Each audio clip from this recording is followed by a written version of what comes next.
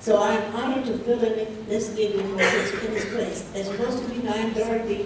Gooseby, the deputy supervisor. Madam Clerk, will you please call the roll? Yes. Councilman Farini. Here. Councilman Dunn. Oh, right. Deputy Supervisor Gooseby. Here. Councilwoman Miller. Here. Councilman Muscarella. Here. Councilwoman Ryder. Here.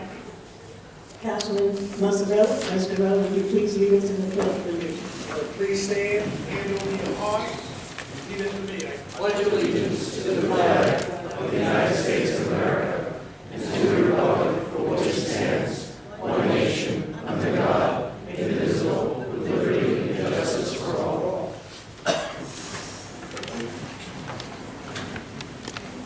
Madam Clerk, will you please call the public hearing? Yes, we have a public hearing pursuant to New York Eminent Domain Procedure Law, Article 2, regarding 434 Hempstead Turnpike in West Hempstead.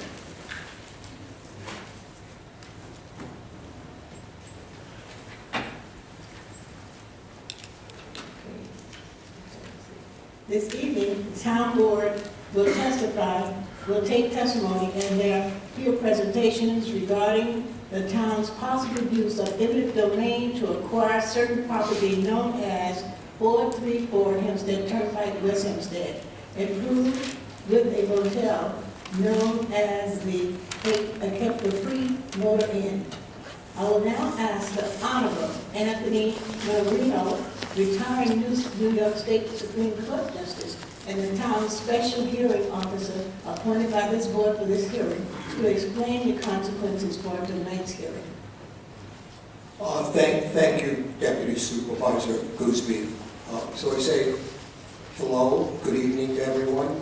The purpose of the meeting tonight is basically limited to the eminent domain circumstance relative to the Capri Motor Inn, and we're going to proceed in a relatively uncomplicated fashion. We're going to begin with a presentation by the special counsel to the town. It's the firm of Sir Tillman Ballin, Adler and Hyman, and tonight Alan Hyman from that firm is going to be here and making a presentation. At the end of the special counsel's presentation, the owner of the property, may I ask, is the owner present this evening? And if so? Council's present. Okay. Good evening, Council. After Mr. Hyman and his staff makes their presentation, I'm going to ask you if you would like an opportunity as well to make a presentation. Do you expect that you're going to be doing that? Yes, yes. Okay. So we'll be getting to you a little bit later in the evening. After the attorneys finish their presentations, then the public will have an opportunity as well to voice their thoughts with regard to this eminent domain proceeding. So the difference between the attorneys and the public is only the difference in terms of time. The public in general, I'm told at the town board, and confirm that that's the rule, are limited to 3 minutes if anyone wants to speak. But we'll deal with that a little bit later. At this time, I'd like to call upon Alan Hyman and ask him if he's ready to make a presentation. Thank you, Justice Morano. Deputy Supervisor Gooseby, members of the town board, my name is Alan Hyman, as the judge introduced me, and I'm special counsel to the town board, I guess, for purposes of this hearing this evening. So,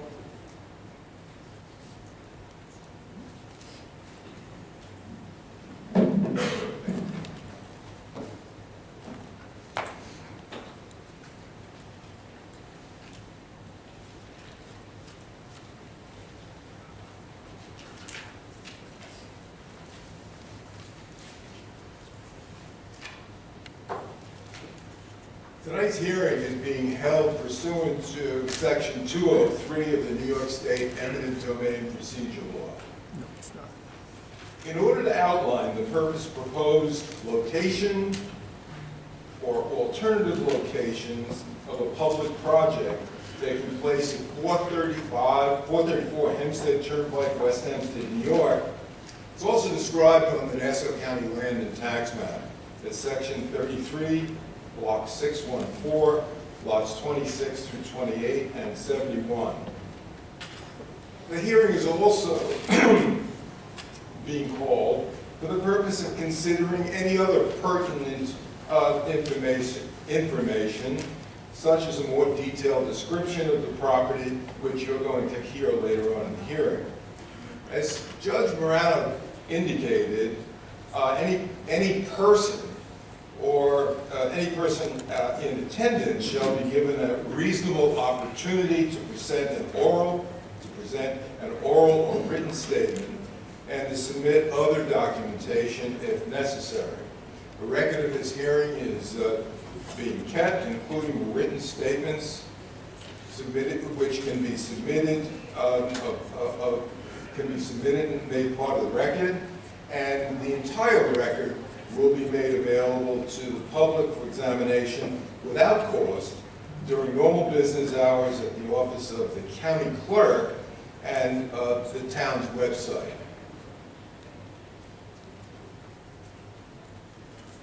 The purpose of the hearing is to present and gather information related to the potential acquisition of property located at 434 Hempstead Turnpike in West Hempstead.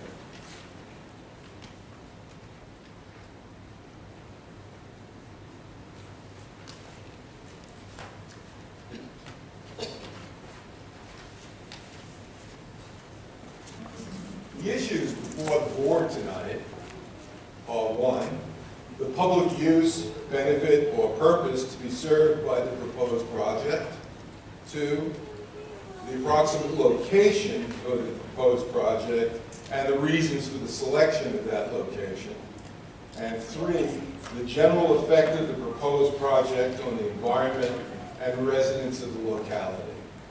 Such other factors as the town considers relevant will also be considered.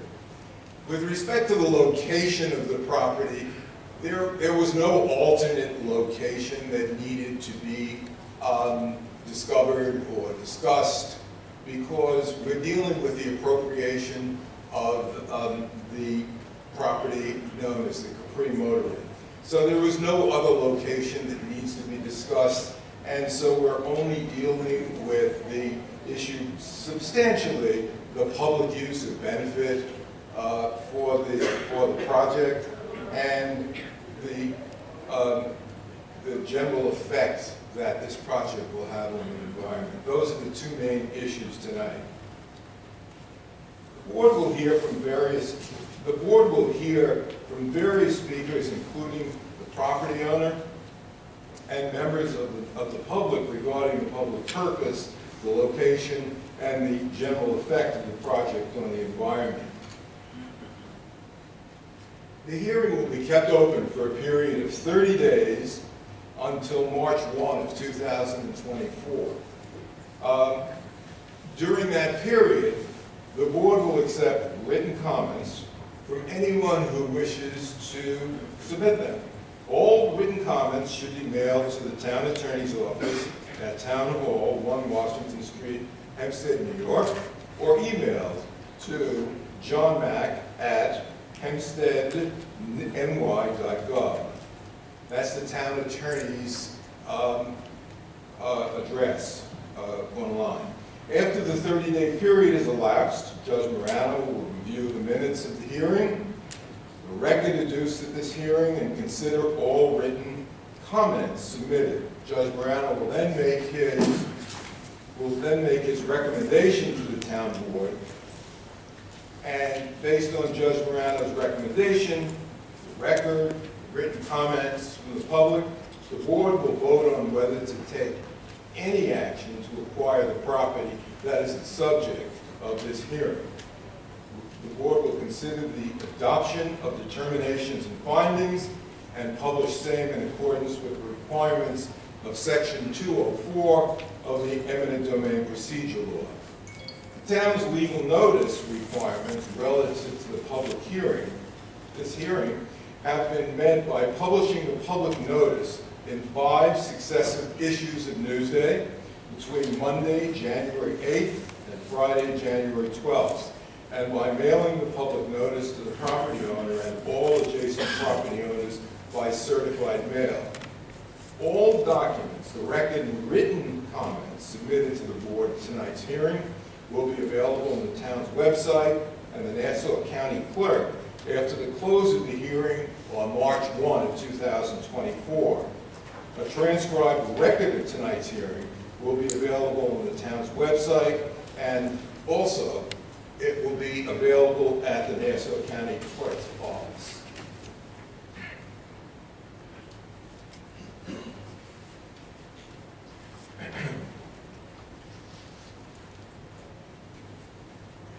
So, I have provided you with a binder which contains all of the material, written material, that we would like to submit for the record. And you will notice that the binder contains tabs and a table of contents. So what I would like to do at this point is to very quickly go through the contents of the binder and ask that the contents of the binder be marked into the record of this hearing. So the first, in tab number 1, under A, I've enclosed a copy of General Municipal Law, Section 74, which is the enabling statute. It is Section 74, and it deals with condemnation of real property. This is part of the General Municipal Law.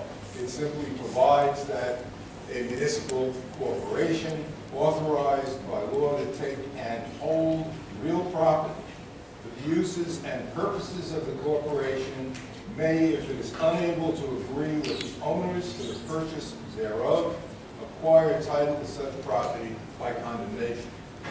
So, that is the enabling law that provides simply that the town of Hempstead has the power of eminent domain.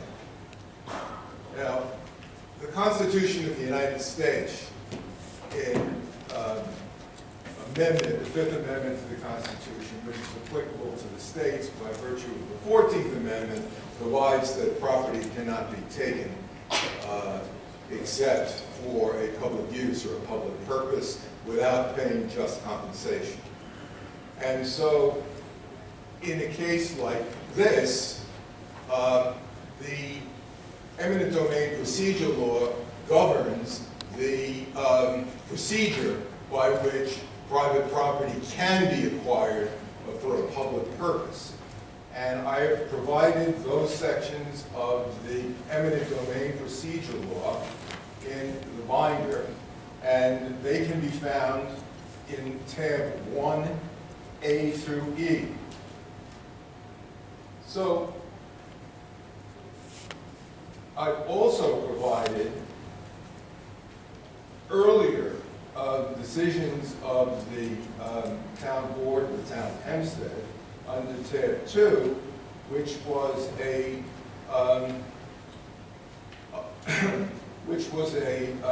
resolution by which the town board declared the subject property to be a public nuisance. That's under paragraph 2A, and under paragraph B, there is a provision here there is a reference here to a notice that was given authorizing the town attorney to seek a condemnation of the Capri motoring property. I've provided information with regard tab 3 to the property data card, which indicates the data that is on file in the Nassau County Department of Assessment.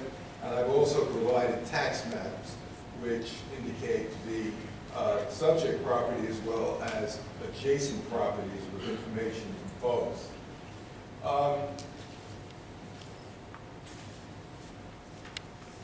We've provided in tab 4 the notice for this public hearing with supporting documentation, and we have under sub-tab A the notice of public hearing, the affidavits of service and notice on the property owner and adjacent property owners. We have copies of certified return receipts, the affidavit of publication from Newsday, and the Newsday proof of publication. Now, the issue with respect to notice, the statute requires that notice of these public hearings be given by certified mail return receipt requested, so the record will indicate that notice was given for this public hearing by certified mail return receipt requested. Tab 5 contains a copy of the taking map, which is basically a survey of the motor inn property. And tab 6 are the minutes from a town board meeting that took place on August 31st of 2023, which was continued a few days afterwards. I have to get you the exact date on that, which I will. The exhibits that were entered into that meeting are also indicated in 7A through H, and we've also included in tab 8 the minutes from the town board meeting on September 6th of 2023, which I believe was the continued meeting from August 31st of 2023. You will also find in tab 9 a report by Cash and Associates, which was an engineering report that was made available to the town board at the time that the town conducted that hearing. It goes into a lot of detail about the condition of the property at the time that that report was made. Now, under tab 10 and 11 are the Nelson and Pope reports that you will hear tonight from John Ellsworth, and the tab 10 is the report on the public purpose for the subject property, and tab 11 is the environmental assessment form that was prepared by Nelson and Pope, which goes to the issue of the effect of the proposed condemnation of this property on the environment. I've included John Ellsworth's resume. He will be testifying this evening. We have also included Nassau County Police Department reports, which were their incident reports, showing what occurred there. There were numerous there was a tremendous amount of criminal activity that took place during the period from August 1 of 2022 to August 31 of 2023. And we have also included letters in support of the condemnation of the Capri Motor and property, and letters in favor of closing the motel. We've also included a statement in support of reopening the Capri Motel from an individual, Saul Brooks. So that's basically the record, and what I wanted to say was that the real issue in this case that the town board needs to really determine is whether or not this property has become a public nuisance. And there is you're going to hear testimony from John Ellsworth on that issue. And because there has been so much police activity and there have been so many incidents of criminal conduct at this motel for an extended period of time, it has resulted in a terrible impact which affects the health, safety, and welfare of the residents of this community. And they have been really the subject, and it's terrible to say, but that community has been the subject of blight. They have been blighted by all of this criminal conduct. We have letters from residents who say they can't walk around this beautiful community without fear of being accosted by people who are resident in the motel or who are there for criminal activity. You will see when you go through the incident reports that murders have taken place at this motel, and in addition to murders, there have been major felonies involving drug sales, prostitution, assaults, and so it has become not just a problem, but it has become a source of terrible fear on the part of people who live there. And so what the town board is being requested to do is to find and determine that as a result of this criminal activity that has been taking place, and as a result of this motel being literally unfit for human habitation, which you can see from the reports, the engineering reports that were done, and it's part of the record now, I think that you will find that this has become, and condemnation of this property, but it has to be done in order to abate what has become a major nuisance, a major public nuisance. And so I'm going to let the record speak for itself, and I'd like to call as a witness John Ellsworth, who is an engineer with the firm of Nelson and Poe, and he is going to address the board and give his report on the issue of public purpose and on the issue of the impact that this condemnation might have on the environment. So I give you John Ellsworth.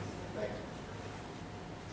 you. Mr. Hyman, it is the information that your witness is going to provide within the record itself as well? Yes, it is, and I had mentioned that, but I will give it to you again, Judge. No, you need not. But it's tab 10 and 11 in your binder. Thank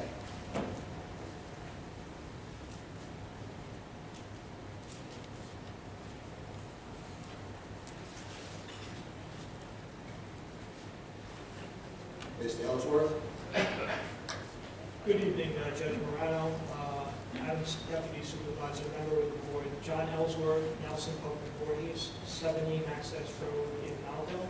I just want to correct one small thing Mr. Hyman said. I agree with everything else. I'm not an engineer. My profession is I'm an environmental planner, senior associate with Nelson Pope and Voorhees. Talk louder. Can someone check the mic? How's that? No. Lift it up.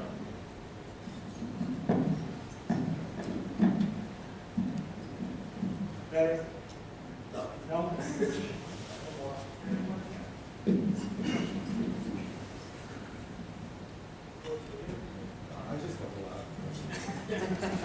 All right, I'll try to speak more loudly. Nelson Pope and Voorhees was asked by the town to analyze a public use, benefit, or purpose that would be served by the proposed land acquisition via eminent domain. We prepared a report dated January 25th, 2024, with our observations. I understand that the documents are on the PowerPoint. Can we get to the cover of the report, the first page of the report? Bruce has the cover. All right. Would you just give us a PowerPoint representation? As Mr. Hyman said, the report has been submitted into the record as part of the book of exhibits. Today's testimony provides a summary of our report. The report should be consulted for the full details of the investigation and analysis supporting our findings and conclusions. As shown in the report, the proposed acquisition via eminent domain would serve a public purpose and benefit by abating a public nuisance, as Mr. Hyman had mentioned, that has significantly adversely impacted the community in the area of the subject property. Our investigation included what was not limited to a review of the caching report that Mr. Hyman mentioned, dated August 18, 2023, review of the transcript and exhibits for the public hearing conducted by the town board on August 31st and September 26, 2023, review of aerial photographs and maps and other relevant information sources. Thank you. Inspection of the site and surrounding area on December 8, 2023.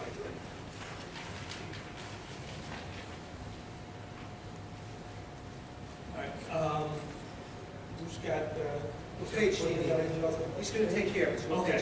Go to the end of the report. There's a couple of figures.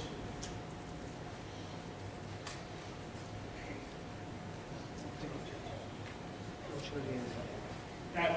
Okay. One forward. Next page. Next page. Okay. This figure shows the location of the subject property. It's on the north side of Hempstead Turnpike, within the Hempstead Turnpike commercial corridor. Next page. This is the aerial photo that was up the whole time Mr. Hyman was speaking.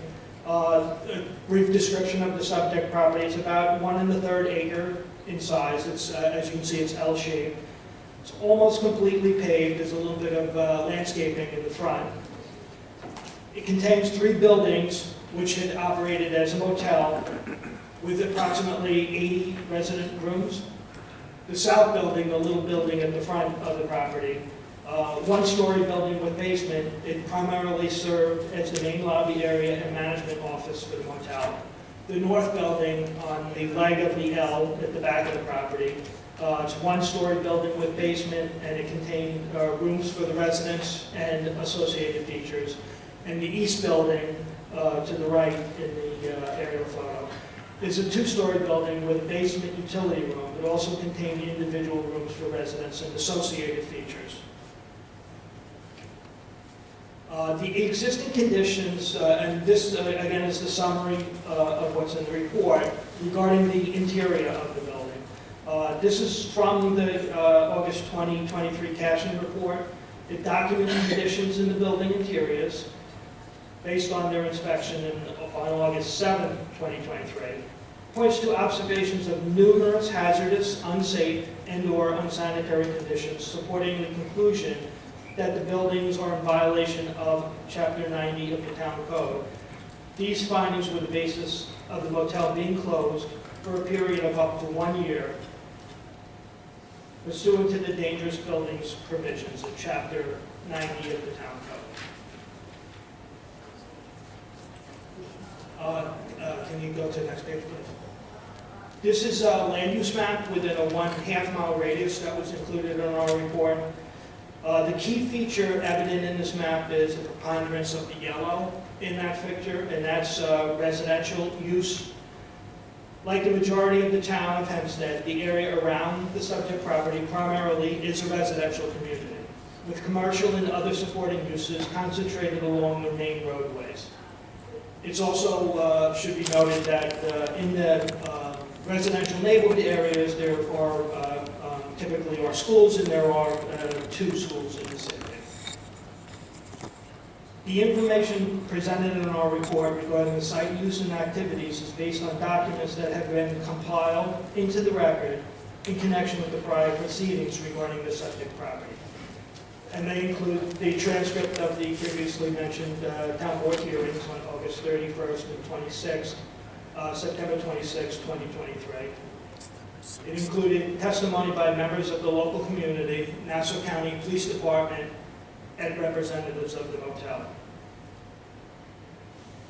Also, the documents we reviewed included the exhibits to that hearing, such as correspondence from members of the community, the police department case reports for individual incidents which prompted a police response to the property over a 2-year period, and the written statement submitted on behalf of the motel owner-operator.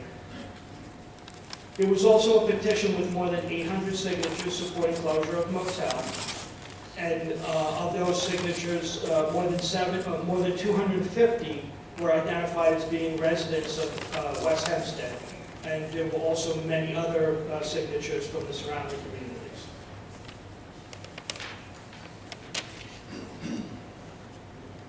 As detailed in our report, with direct citations from the hearing testimony and correspondence, prior to the closure of the motel, residents in the vicinity experienced significant adverse impacts to their community character and quality of life due to persistent illegal and antisocial behavior associated with the motel.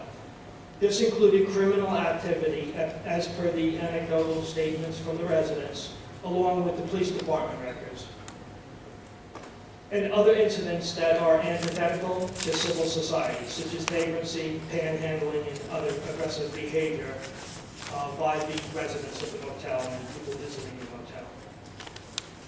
I'll provide a small sampling of a much larger citation in our report to give a sense of what the neighbors were dealing with when the motel was in operation.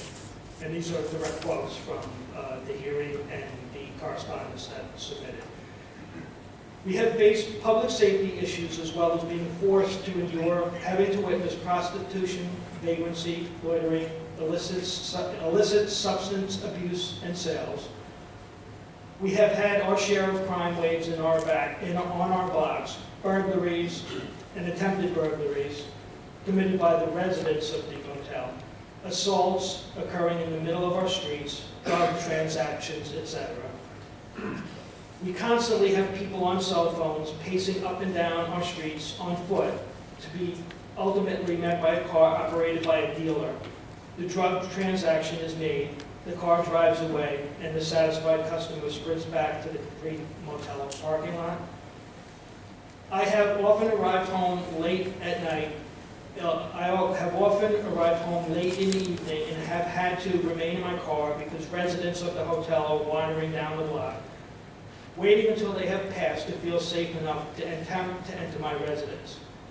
And forget about walking my dog at night. There is zero sense of security as the evening gets later. This establishment has not brought any positive benefits to our community. The Capri Motel has long been a disturbing and unsavory presence in our family-oriented community. My teenage/20s kids can't even go to the gas station without being afraid. And the next one was particularly caught my eye. My children were never allowed the whole time growing up to play outside by themselves in the front of the house. They had to stay in the back. That is no way for a family to grow up. We stopped getting off fuel at Speedway, which is the gas station across the street from the hotel. We got tired of being harassed by people begging for money, and sometimes they actually get nasty and violent. And then the last one that included just excerpts of what was in the hearing transcript. Our residents should not have to accept and put up with the drug sales, prostitution, and drain on our police department and emergency services. The Nassau County Police Department records include a 26-page spreadsheet listing individual incidents which prompted a police response at the subject property over a 2-year period. These incidents included, and I'm just going to list them once, but for a lot of them there were multiple instances: criminal possession of a controlled substance, assault, weapon possession, homicide, prostitution, attempted murder, criminal mischief, criminal contempt, larceny, burglary, disorderly conduct, harassment, domestic incident, possession of a forged instrument, and unlawful surveillance.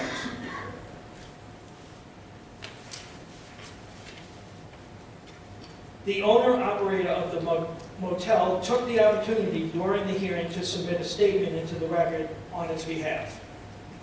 Certain aspects of this statement are noteworthy. This is a quote from their statement. "The motel does its best to police its guests, but we cannot be held responsible for what a particular person may do in his room during his stay." This statement is particularly problematic because regardless of whether the owner/operator was responsible for the numerous illicit and problematic incidents that occurred under its watch on and around its premises, it's evident that the motel was serving as an accommodating venue for these incidents. The dismissive attitude expressed in this statement does not suggest that there is a reasonable prospect that the motel, if reopened, would become a good neighbor, which enriches the community character and advances the quality of life for the community. The statement goes on to claim that the motel is, and again quote, "located in one of the less scenic areas on Hempstead Turnpike. Within a short walk from the motel, there are at least 3 bars and liquor stores, plus a gas station across the street, and several other vacant business properties." This seems to suggest that the owner-operator's opinion that the community has undesirable characteristics which are unrelated to the motel, in an apparent effort to downplay the motel's impact on the community. However, bars, liquor stores, and gas stations are common permitted uses that occur in virtually every community within the town and the wider region. And commercial areas throughout Long Island have vacancies, a condition that has been exacerbated by the effects of the COVID-19 pandemic. Furthermore, in contrast to the motel, as discussed throughout our report, these conditions are not inherently harmful to the local residents. The statement on behalf of the motel owner-operator also failed to acknowledge that the 1/2 mile radius around the subject property contains several uses, including a number serving children, which are highly sensitive to the criminal activities and other problems that have been associated with the motel. 6 such sensitive sites are identified on the land use map, and you can see them clearly there. They're all labeled there. There are 2 elementary schools, 3 parks and recreation facilities. Again, all of these facilities serve children, and even a nursery school. It's also important to point out that the proposed land acquisition by eminent domain is consistent with the town's comprehensive plan as embodied in the town code. The town board took action pursuant to Chapter 91 of the town code to declare the subject property a public nuisance. However, this is only a temporary measure for up to 1 year.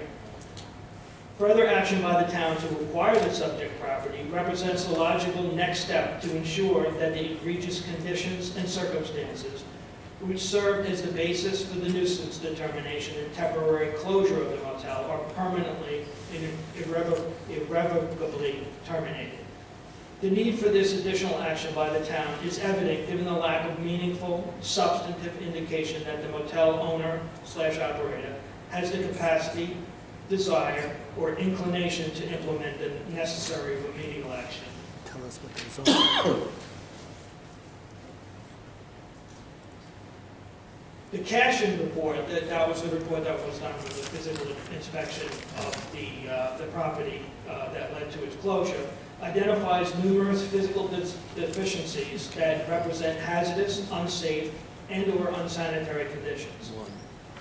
On the basis of these findings, the town closed the motel, thereby eliminating an exposure of on-site residents to these potentially harmful conditions.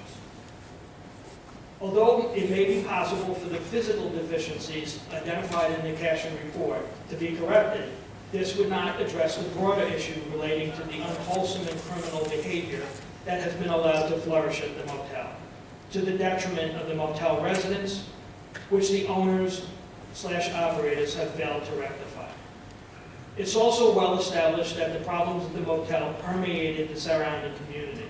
Numerous local residents testified to harrowing experience, some of which I quoted a little earlier, involving the activities of motel patrons that significantly diminished the quality of life and disrupted the community character, as supported by statistics provided by the Nassau County Police Department, documenting almost 600 incidents involving police response related to the motel over the recent 2-year period.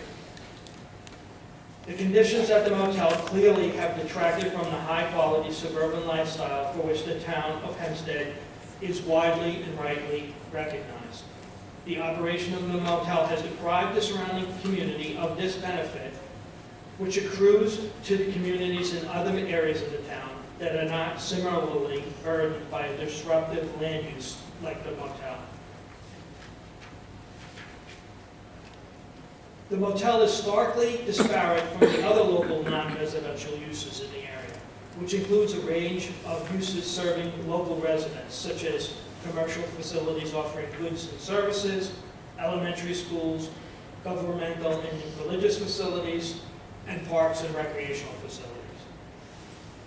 Not only does the motel not serve the residents of West Hempstead, but in fact, this facility has had a significant undesirable effect on the community character and quality of life. Based on the conditions at the subject property, the permanent discontinuation of the motel use through the town's acquisition via eminent domain will provide a significant and lasting community character upgrade to the site, enhancing the quality of life for the residents of the area to correspond more closely to what residents experience in other parts of the town. The action already taken by the town establishing that the motel is a public nuisance provides the community with a temporary reprieve from the problems that have been associated with the operation of this facility.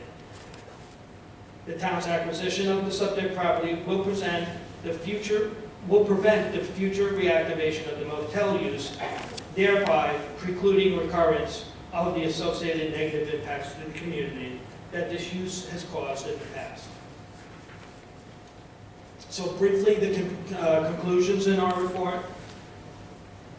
The record includes personal testimony and written submissions from the local community, Nassau County Police Department, and others, which provides an extensive and compelling narrative of the adverse community impacts that have resulted from the operation of the motel, including a steady stream of serious criminal activity and other behavior that is antithetical to civil society. The problems associated with the behavior of many motel residents have adversely impacted other law-abiding residents of the motel. The problems associated with the motel have infiltrated the surrounding area and has deprived residents of the outstanding community character and high quality of life enjoyed in other areas of the town that are not similarly burdened by a deleterious land use like the motel. The proposed action will have the public benefit of advancing the provisions of the town code, which represent the comprehensive plan for the town of Hempstead, by protecting the public health, safety, and general welfare of its citizens. I'm up to 5 now. The proposed action will have the public benefit of precluding reactivation of the motel, thereby permanently eliminating the potential recurrence of conditions that are unsuitable for human habitation by on-site residents. Due to the absence of evidence that a reopened motel would be transformed into a good neighbor by rectifying the well-documented problems of the past, the proposed action will have the benefit of avoiding reliance on an uncooperative and/or ineffectual owner/operator to address these problems in a manner that creates and maintains a wholesome setting that is conducive to the health, safety, and welfare of community residents, both on the site and in the surrounding area. And 7, the proposed action will have the public benefit of precluding reactivation of the motel, thereby permanently eliminating recurrence of the problems of the past and enhancing local community character and quality of life, which has been severely and adversely affected by the prior operation of the motel. And that's a summary of the report on the public purpose, need, and benefit. If I can get on the screen the EAF, which is a separate document. What's an EAF?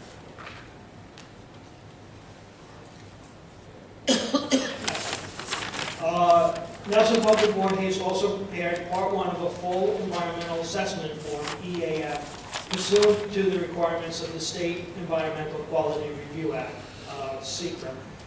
This 13-page form provides information regarding the subject property and the proposed action to assist the town in determining whether there was a potential for significant adverse environmental impacts. Based on the information contained in the EAF and our report, which I've just summarized, on the project purpose, benefit, and need, we also completed an analysis examining the full range of environmental parameters under SECRA, State Environmental Quality Review Act, as summarized in the memorandum that we prepared as an attachment to the EAF. If you can go to page 15, maybe. No, keep going. Go, you know what, go to the end and then back up. It's probably the easiest.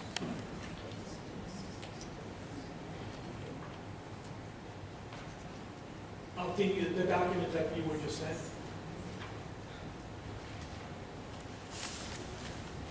And the other, that's it, thank you.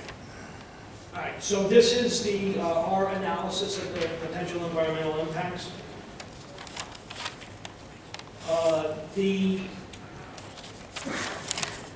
The pending action by the town board entailing transfer of the land title for the subject property from the current owner to the town via eminent domain does not involve any physical alteration of the site and therefore will not result in any direct environmental impact, positive or negative. For some environmental parameters, the proposed land acquisition will have a long-term benefit, particularly in terms of community character and consistency with local plans. That is the town code, as discussed extensively in our report, and which I summarized previously. Overall, the impact evaluations form the technical basis for the issuance of a negative declaration for the proposed action, based on the absence of any potential significant adverse environmental impacts. The town, my understanding, the town has not determined the future use for the subject property if the proposed land acquisition is effectuated. Once a future use has been decided upon, the need for further review under SECRA will be evaluated, and as required, any necessary additional SECRA proceedings will have to be completed before action is undertaken for the new use, either whether the town undertakes a project approval, funding, or construction. They would have to evaluate whether further review on the SECRA is required. And that concludes my testimony.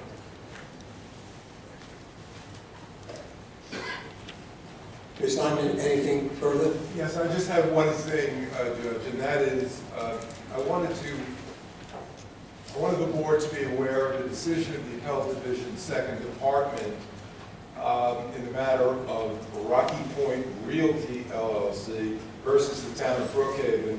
It's cited at 36 Appellate Division 3rd, 708. It was decided by the Appellate Division Second Department in 2007.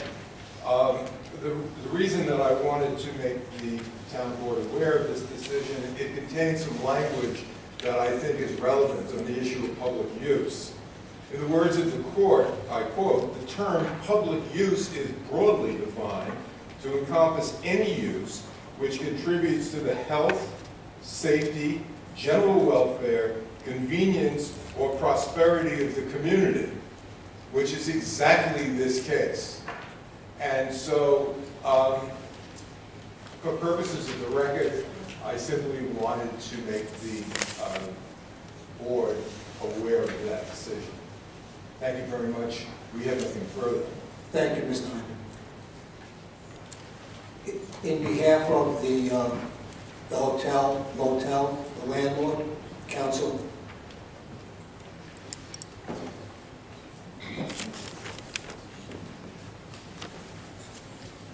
Good evening, council. Good evening, Judge. It's Christian Brown, McLaughlin and Stern, 1122 Franklin Avenue, Garden City, representing the owner, L&S Realty Corp. LLC. I have a letter and a declaration I'll hand up, but I just... Let me begin by, is it correct that you're opposed to the condemnation? Well, would be fair to say? Yeah, I mean, I would say this. A condemnation done legally for a valid public purpose is a condemnation done legally for a valid public purpose. And if the town were to take this property or any other property after it properly identifies a valid public purpose and pays fair market value for the property, it's perfectly entitled to do that. However, what we have heard tonight and in your notice, respectfully, is completely illegal and is the complete opposite of what the eminent domain proceeding law exists to do. Would you tell us why? I will. So let me just pick up where Mr. Hyman left off. He defined public use for you. That is the definition of public use. But before you can define public use, you have to define a use. You cannot say that you're going to take someone's private property because you don't like the people who operate it, or you deem it to be a nuisance, you don't think it's a good use, to just take it away and then later on figure out what you're going to do with it, because by that circular reasoning, it's a bad use, so it will be in your judgment. So taking it away from a private person is a benefit to the public because you've ended what someone subjectively determines to be a bad use. And if I may, read from the matter of HBC Victor LLC versus Town of Victor. Could you give us the full citation? Certainly. It's 212 AD 3rd 121, 4th Department, 2022. Because the town has not indicated what it intends to do with the property, we are unable to determine whether the acquisition will serve a public use. Of course, the existence of a public use, benefit, or purpose underlying a condemnation is a sine qua non to the government's ability to exercise its powers to take private property through eminent domain. As our colleagues in the Second Department have noted, the existence of a public use must be determined at the time of the taking, in italics, since the requirement of a public use would otherwise be rendered meaningless by bringing speculative future public benefits which might never be realized within its scope. In simple terms, the government cannot take your land and then decide later what to do with it without running afoul of the Takings Clause of the Fifth Amendment of the United States Constitution as applied to the states by the 14th Amendment. So the last statement that you just heard, we don't know what we want to do with it, but we want to get rid of it because we don't like it, is illegal. You cannot do that. Your notice does not state what you want to do with this property. Again, it just states we want to get rid of the motel because we don't think it's good for the public and we want to give it to somebody else to do something else with it at a later time. It's simply not proper. Now, this board has already determined in its judgment that the motel constitutes a public nuisance. We've had hearings on that. That determination is now in litigation in both the state and the federal court. And you've exercised your remedies under the nuisance provisions of your code. You've closed it down for 1 year, which the code allegedly, purportedly, we can test this, but the code gives this board the power to close it administratively for 1 year. And you have also brought an action in the Supreme Court seeking to close it down for a total of 3 years, which is another prerogative that's given to you under the nuisance chapter. You've exercised those prerogatives. You've closed the motel, and you're seeking to close it for a longer period in a Supreme Court action. That's nuisance. That's what you have the power, ostensibly under your code, to do. We're contesting that, but that is off the table. It has nothing to do with eminent domain. So you've exercised your remedies under the nuisance provision. The fact that you've deemed it a nuisance, even if it is a nuisance, doesn't empower you to take title to it, to give it to somebody else, and not specify. A public benefit is not taking it from someone you don't like and giving it to someone you do like because you think that next private owner will be better for the community. That's not a public purpose. Now, you're also proceeding under the eminent domain procedure law. You're not proceeding under the general municipal law where you can, in some instances, condemn blighted areas and so forth after you follow the procedures for doing that, which include a study determining that certain sections, pieces of land are in fact blighted. This is not a blighted property. It never was a blighted property. It was a going concern motel before the town came in and closed it. In fact, it's been there for over 40 years. Never had any code violations. It passed its inspection every year. It passed its inspection months prior to the town coming in and closing it down. It is not true to say that this motel was closed because of a dangerous building. That was something that was said after the fact, but the town board never held a dangerous building proceeding under Chapter, I believe it's Chapter 90, where evidence is presented to the town board about structural dangers and other types of code deficiencies, and then the board adjudicates on the hearing of evidence, adjudicates a structure dangerous. That never happened here. The motel was closed without any process, and later the town said, oh, it's also dangerous. So there's never been an adjudication administratively under Chapter 90, and there has never been a single summons, criminal summons, adjudicated against this property owner. Not one single time. They have not been found guilty of a single code violation in the district court. So it is not accurate to just say, well, we went in there and we thought it was bad, we don't like it, there's a report that, no. To the extent that it's relevant, I'm just telling you, none of that has happened. This property, people don't like it, I understand that, but this property was a going concern business, lawfully operating in the business district, lawful use, just as good as a liquor store, just as good as a gas station. No tickets, no summonses, passes its public assembly inspection. That is not a blighted or derelict site. And therefore, and you're not proceeding under the law that would allow you to take it under those conditions. And you would be incumbent on the town to produce evidence and a study, a blight study, to show that the property is blighted and that would enable you to proceed under the general municipal law statutory scheme. None of that has even been invoked by the board, but I just think it's worth pointing out that no adjudication has ever been made against this property on those grounds. So, basically, respectfully, we have to object to this entire proceeding. Taking this property as a parking lot, for a park, for a recreation center, that's a valid public purpose. It would be a valid public purpose for the town to take any property for something like I just delineated. As long as that purpose is named in the notice and you follow the procedures, then the town has whatever rights it would have to take by eminent domain. But you cannot proceed in this way. You cannot proceed without identifying a public purpose, and a public purpose is not taking private property away from a disfavored owner and later on giving it to somebody else that you think is better, or later on identifying what might be a public purpose down the road. You have to tell us that now so the courts and the owner can evaluate whether in fact what you're doing is lawful and proper. And we can't do that at this point. So for those reasons, I have to object to everything that's gone on here tonight. I'm going to hand up our letter of objection, which has further case citations in it. I'm also going to hand up a declaration from Mr. Brooks, who is the manager of the property. You've heard from him before, heard about him before, and I'd ask you to consider those submissions, and I'd ask you to abandon this proceeding because it's not lawful, and if you intend to attempt to take it, to do it correctly, and give us the proper notice and identify a public purpose. I'm acknowledging receipt of the 2 documents.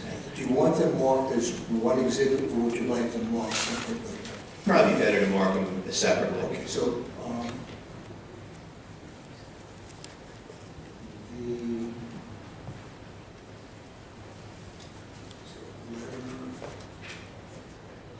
the letter dated January 30th, 2024 will be the property owner's A, and two pages. The second one is a 2-page, signed by Sam Brooks, the top wall signed by Saul Brooks. I'm sorry, Saul Brooks. Writing's a little bad in here. That'll be marked as exhibit B for the the property owner. And I just want to add one final point for the record. Sure, of course. As you know, a secret determination also has to be performed in connection with a proceeding such as this. I know you heard about the EAF, but again, what is that study? That's just saying, well, it would be good if the motel weren't there. No, the EAF is supposed to study a proposed use. What would the effect of a proposed project be here? So you cannot make any kind of determination about effects on the environment and on the surrounding neighborhood until you know what would you use this property for. That's the whole purpose of the secret process. So again, without that basic foundation, it's just not proper to proceed any further here. Town can consider other ideas and do what it wishes when it can specify a public purpose, if it ever comes to that. But as of right now, I stand on giving my objections. Do you have anyone else you'd like to present? No, there's no one else here today. Thank you, Counsel. You're welcome, thank you. Is there anyone else here who opposes the application, the position that Counsel has just taken? Here. If so, would you please stand up and, okay. Anyone else? Would you like to be heard, sir? Sure. Judge, respectfully, Your Honor, we have a list, and I'll call the list, and Mr. Picacci is on that list. Oh, okay. So can I call some speakers, Your Honor? So what we'd like to do at this point is, if I may, is there anyone who is here who's in favor of the application and need not necessarily want to speak, but even if you do want to speak, could you please raise your hand if you're in favor of this application, just so we get a sense of how many people. Yeah, it is.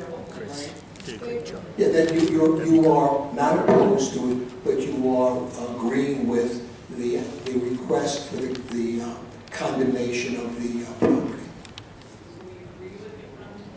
That you agree with that it should be condemned. Okay.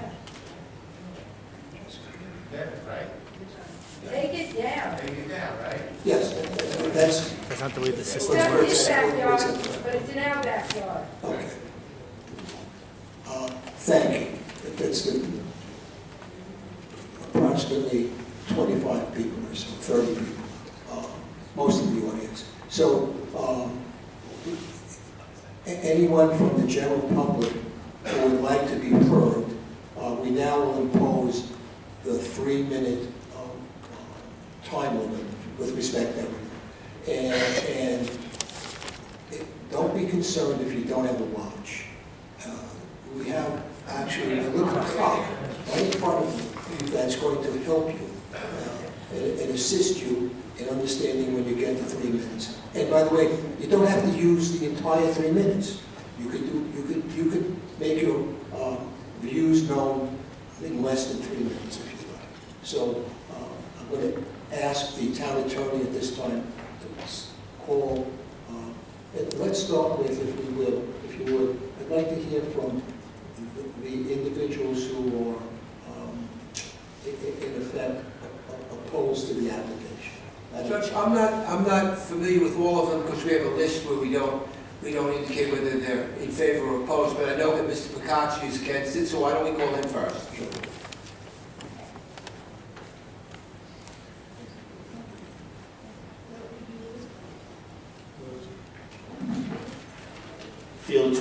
Picacci, Franklin Square. The resolutions for this hearing say in part, the town board has taken testimony and the Capri Motel is unfit for human habitation. In response to my FOIL request for that testimony, the town indicated there are no responsive documents. In response to my FOIL request for complaints, I received a 6-page building department report which did not indicate the Capri Motel is unfit for human habitation. In response to my request for police responses, the town provided me a report containing 194 incidents regarding police activity at the Capri Motel, not 597 as indicated at the previous nuisance hearing. In analyzing the data that was provided, the number one reason of a police response was characterized as aided. This occurred 79 times. The next 5 most frequent reasons were controlled substance at 20, suspicious incident at 16, field interview at 14, domestic incident at 9, and criminal mischief at 6. Although prostitution is specifically mentioned in the resolution, the police reports provided only one incident as mentioned at the police reports only provided only one incident, and as mentioned at the public nuisance hearing on September 6th, this person was a police officer posing as a prostitute. The town claims it took testimony, but provided no evidence of this testimony. The town claims the Capri Motel is unfit for human habitation, but its own building department, at least twice in 2023, did not find that the Capri Motel is unfit for human habitation. At this point, the right thing to do is dismiss this resolution and close the hearing. The town's resolution clearly is an error. There is no testimony, there is no evidence the Capri Motel is unfit for human habitation. In addition, the town did not follow Open Meetings Law, Section 103E, which requires the documents that the town board received to give to the residents prior to the meeting. 24 hours prior to hearing, they should have been posted online. That was not done. So that's fatal on this. Also, this condemnation, this nuisance thing, it didn't cure anything. It moved residents who may have had mental issues, drug addiction issues, social problems, whatever it is, and they moved them to a different location. It didn't solve any problems except give the problem to somebody else. Thank you very much. Thank you. For the general public, and Mr. Picacci knows it, we take general public comment from the microphone up where Commissioner Martelli is. So in the future, anybody that I call, please go up to Commissioner Martelli. Please microphone in. This time I'd like to call legislator John Giuffre. Thank you.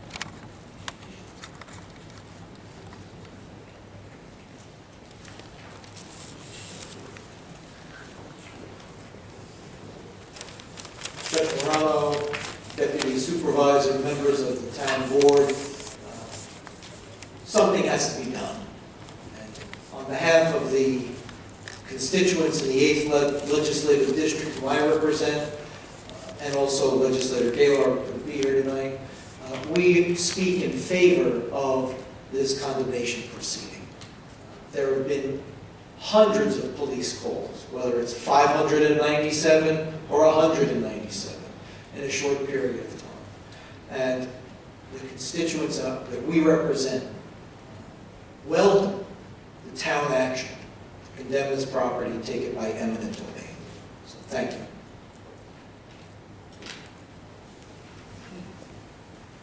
Maureen Greenberg.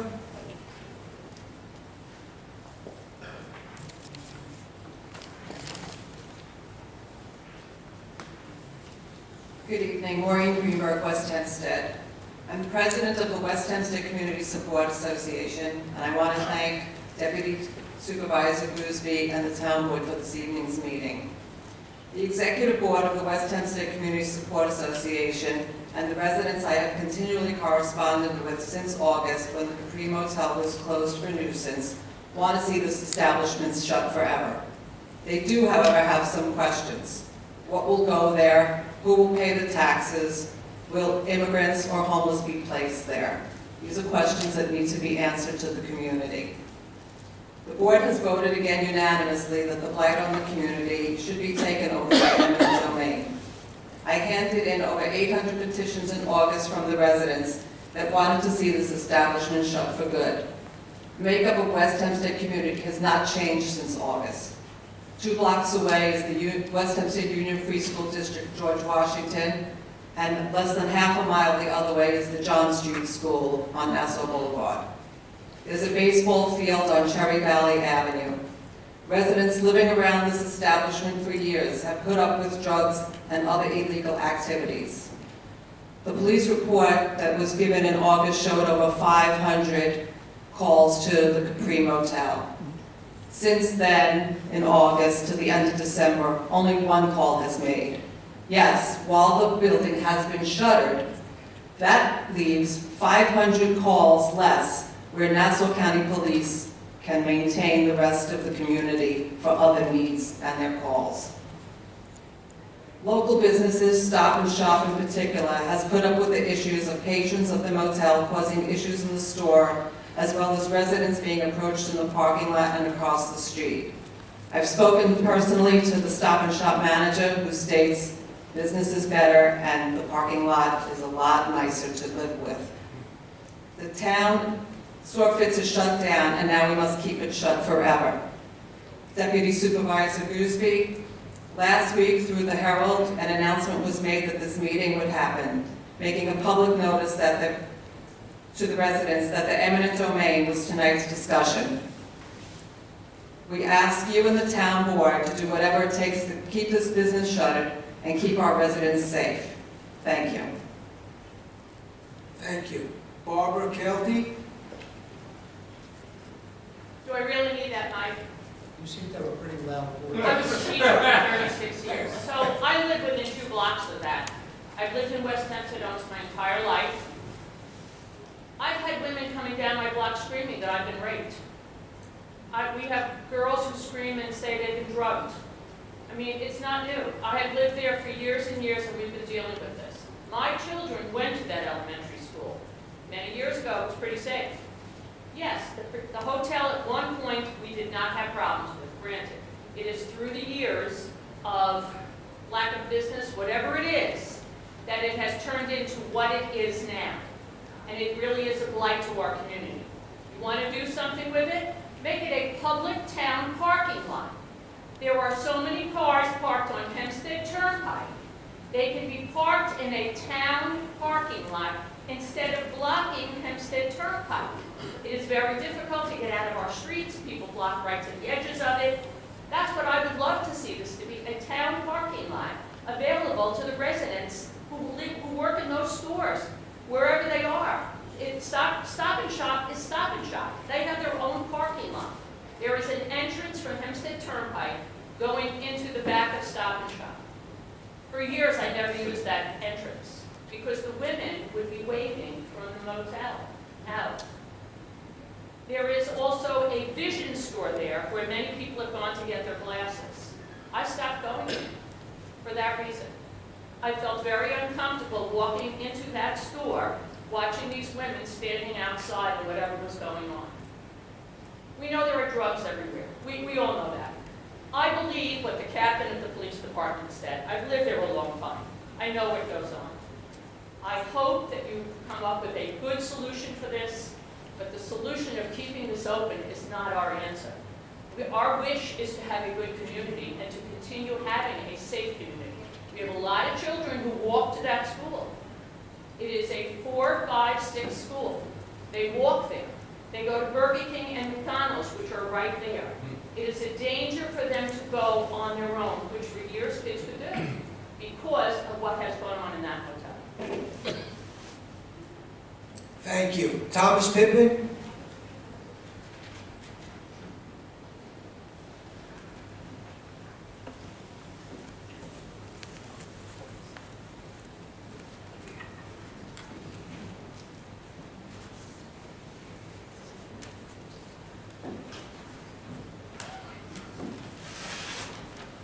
Good evening. Thank you. Thank you for this opportunity to speak. My family has lived here for 27 years. Our son went to school here from the 3rd grade through high school. He actually went to school with a Muscarella named Susanna. They both played in the band together. I appreciate all the services that the town provides, especially the music concerts and the recreational facilities like at Echo Park or the Kundalini Yoga. There are 3 things that I want to present to everyone here for consideration. And listen to this with the idea of the spirit of the law rather than the letter of the law. The Capri, with its lengthy rap sheet of criminal activities, was using valuable police resources that now can be deployed elsewhere. And in its place, if we do build housing, let's build affordable housing, not more luxury units like 130 West and Heritage by Heatherwood that the average person can't afford, and they're not going to be taking the LIRR nearby, they're going to be taking the bus because of the high rents in those 2 places. Let's build affordable housing for families here on Long Island. And regarding the seizure of the Capri property under eminent domain, because that eminent domain principle, especially since Supreme Court decision, Berman in 1954, it really has been loosely used and sometimes abused. So what I'm asking is that, will the public have access to any hearings that are going to be held about the proposed use so that we can actually see what the town is planning so that it is in the public interest? And that's probably all I wanted to say is, will public hearings be held so that we can actually be part of it? You know, we're the community that you serve, so we like to be part of whatever conversations go on about how that land will be used. Thank you. Thank you. Aaron Kopowitz.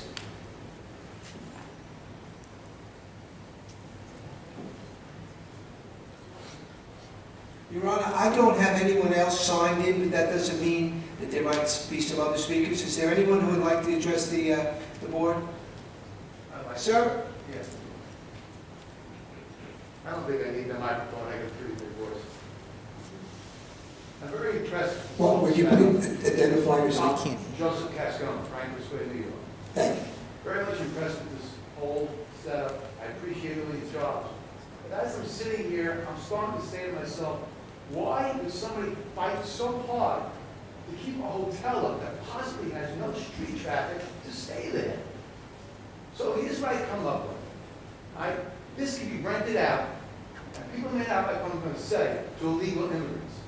There's nothing in your laws, unless you correct me, that says you can't do that. That would be no better than what it was doing before. I can't understand why somebody would spend so much money on legal fees, federal courts, Supreme Courts, for that. It doesn't make sense to me unless there's a more monetary explanation for it down the road.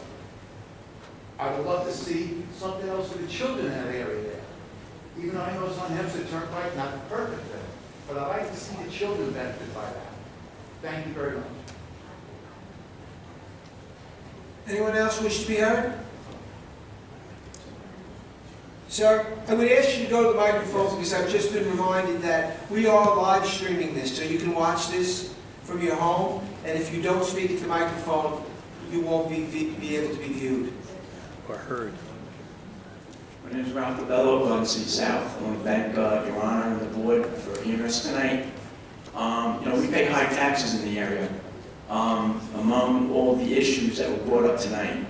Also, what it could be is immigration was a big issue, and the governor already placed him at Nassau County's doorstep in Creedmoor. And there's been reports of the homeowners that they've been seeing men in their yards at night, knocking on doors, asking for money. We don't want that happening around here. We pay enough taxes. We have a lot of nice areas. So come to a resolution but we should keep the hotel closed down and consider something better. Thank you. Thank you. I would just indicate for the record that the town has received no indication that, with regard to migrants being placed at this site. First time it came up in our discussions is tonight by the last two speakers, so there's no indication whatsoever. Right now, but it can be. That's what we're afraid of. They're having pre-law right now. They're on Nassau County's doorstep. So we understood. I understand, it has been mentioned. Sir, It can happen. sir, please. Is there anyone else who'd like to be heard? So then, that'll close this portion of the proceedings. And I'd like to thank everyone for their cooperation. And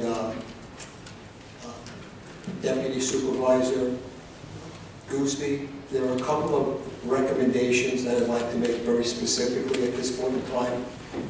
And so that, one, let me make it clear that there is not going to be a vote this evening. This was just an opportunity to be heard. And so my first recommendation is that you keep the record open until March 1st, 2024. And that would be to allow the public additional time to submit comments on this particular matter, number one. Number two, I would suggest that you allow me, as the hearing officer, until March 31st, 2024, to prepare a recommendation to the board on the use of eminent domain to acquire the parcel. And I would, after reviewing tonight's evidence, as well as any additional comments which may be received up until March 1st, 2024. Third, I would ask for this board to make and publish a determination of findings concerning the proposed public project for this property no later than May 28th, 2024, in accordance with the law of eminent domain and, of course, the eminent domain procedure law. And lastly, my suggestion is that a copy of the record of these proceedings be held at the office of the town attorney, as well as on the town attorney's website and in the office of the Nassau County Clerk, and all that is in accordance with the eminent domain procedure law, section 203. That completes, I think, the proceedings for this evening. And again, I want to thank the public, as well, of course, all the board members for their participation and cooperation. Thank you, Justice Marino, for your time and assistance this evening. May I have a motion as recommended by Justice Marino? So moved. I second the motion. Madam Clerk, please call the roll. Councilman Carini. Aye. Deputy Supervisor Gooseby. Aye. Councilwoman Miller. Aye. Councilman Muscarella. Aye. Councilwoman Ryder. Aye. Thanks to every one of you who came this evening. And for everyone's benefit, we will arrange for the evidence submitted tonight to be posted to the town website for public viewing. May I have a motion to adjourn? I make a motion to adjourn. Second. Councilman Carini. Aye. Deputy Supervisor Gooseby. Aye. Councilwoman Miller. Aye. Councilman Muscarella. Aye. Aye. Good evening, everybody. Thank you for coming. Then don't you have to have a hearing? Discussing? Well, because that's what the people were asking for. They wanted to have. You're supposed to say tonight. Because it wasn't going to put a 100-story apartment building on there.